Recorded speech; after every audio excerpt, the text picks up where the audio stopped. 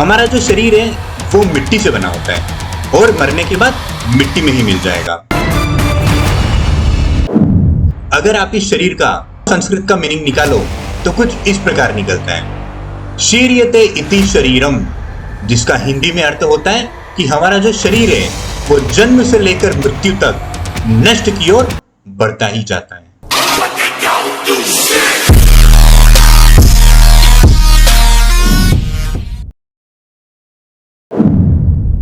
अंतवंत इमे देहा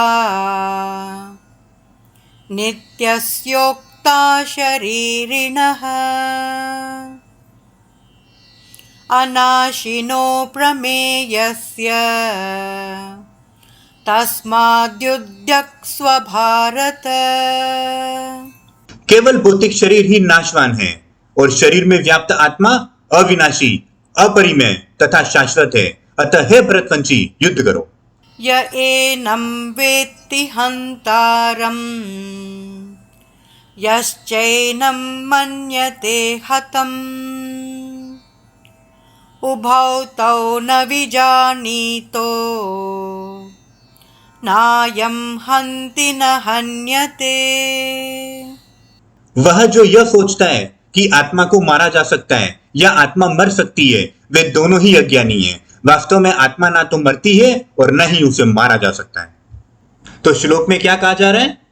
भगवान अर्जुन से कहते हैं कि हमारा जो शरीर है वो नाशवान है। नाशवान मतलब जो नष्ट होता है, जिसे नष्ट किया जा सके। हमारा जो शरीर है वो मिट्टी से बना होता है और मरने के बाद मिट्टी में ही मिल जाएगा। अब आप ये सोचेंगे कि हमारा शरीर मिट्टी से कैसे बन सकता है? हम तो रोटी खाते हैं, चावल खाते हैं, दाल खाते हैं। एक्चुअली ये सारी चीजें मिट्टी से ही रूपांतरित होकर आती हैं। तो अब यह होता कैसे है? एक्चुअली हम जो भी खाते हैं, हमारी सारी सब्जियां, हमारे सारे अनाज, हमारे सारे फल, वो सारे कहाँ उगते हैं? वो सारे जमीन से उगते हैं। बचपन में आपने पढ़ा होगा कि फोटोसिंथेसिस की क्रिया से सनलाइट और वाटर से ये सारी चीजें प्रोड्यूस होती हैं। जैसे कि मिट्टी से घास उगती है, उस घास को गाय खाती है, गाय के खाने के बाद गाय उसका दूध देती है, वो दूध हम पीते हैं, जिससे हमारा जो शरीर है उसका विकास होता है। तो मिट्टी से लेकर हमारे शरीर के विकास तक एक पूरी साइकिल चलती है। Your whole body is truly transformation of mud. और जब यह शरीर मरता है तो फिर से मिट्टी में मिल जाता है। तो एक्चुअली इन सब का क्या मीनिंग निकला कि हमारी जो बॉडी है, जो हमारा शरीर है, वो परमानेंट नहीं है।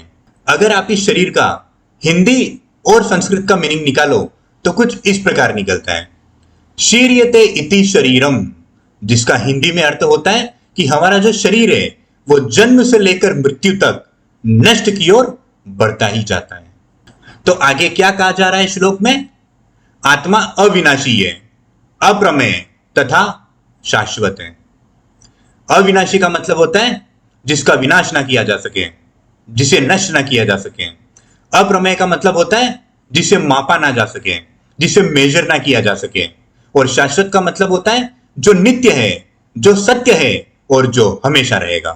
तो भगवान अर्जुन से कहते हैं कि हे अर्जुन, तुम किस शरीर का मोह कर रहे हो और किसके मरने का शोक मना रहे हो? क्योंकि दोनों ही दृष्टि से तुम्हारे पास युद्ध न करने का कोई कारण नहीं है। क्योंकि अगर तुम शरीर की दृष्टि से देखते हो तो उसे बचाने का कोई उपाय नहीं है, और अगर तुम आत्मा की दृष्टि से देखते हो तो उसे मारने का कोई उपाय नहीं है।